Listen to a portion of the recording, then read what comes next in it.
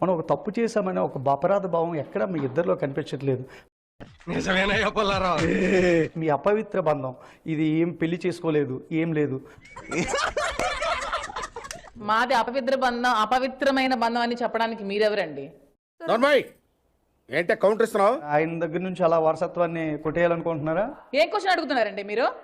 నువ్వు ఇట్లా క్వశ్చన్లు కానీ అడిగినావు అనుకో సంపట్ని చెదిరిపోతుంది. దువ్వాడ శ్రీనివాస్ గారిని ఎదిరించేవాడు టెక్కల్లో ఇంతవరకు ఎవడూ లేడు. మీ అందరి దృష్టిలో అతను 58 ఏమో కానీ నా దృష్టిలో అతను ఎప్పుడు కూడా ఇంకా 28 లోనే ఉన్నారు. ఇదేం కర్మరా దేవుడా. కోర్టులు నిర్ణయాలు వచ్చిన తర్వాత కలిసి ఉందామని, ఇంకా తర్వాత ఇంకా అదే కదా. నాకు నువ్వు నీకు నేను తప్ప మనకెవరున్నారు చెప్పు? పొద్దున్న బిడ్డను కనే ఆలోచన కూడా ఆమె ఇంట్రెస్ట్ పెట్టి తప్ప. చూడండి మరి. చిచ్చి, మీరు సిగ్గుపడకండి, చచ్చిపోవాలనిపిస్తుంది. మనం భక్తులమేనా, మనం హైందవులమేనా, లేకపోతే క్రిస్టియన్ ముసుగులో ఏమన్నా దొంగగా మారారా? మీకు ఆ డౌట్ ఎందుకు వచ్చింది సార్?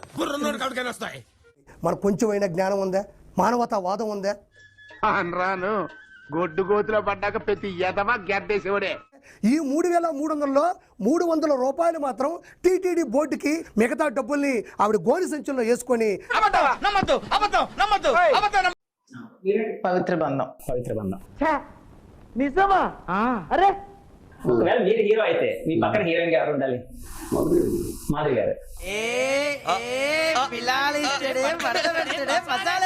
శ్రీనివాస్ గారిని మినిస్టర్ గా చూడాలని నా కళ, నా కోరిక. ఎంత విచిత్రమైన కోరిక కలిగిందంటారు నీకు? మన కోరికలన్నీ అలాగే ఉంటాయండి. నీ ప్రభుత్వంలో చిల్లర శ్యామల మగాళ్ళకి రక్షణ ఉందా?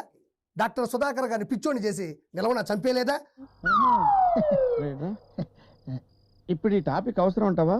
నువ్వు ఒక స్క్రిప్ట్ రాసుకొని అన్నిచ్చే డబ్బుల కోసము కక్కుర్తి పడబాకు. ఓరి నాయనో, వీడు ఈ టైప్ లో తగిలాడేంటి? జామాకు తింటున్నావా? సిగ్గు తెచ్చుకో. ఊరుకోండి నాన్నగారు, మరీ ఆడాళ్ళ ముందు నా పరువు తీసేస్తున్నారు.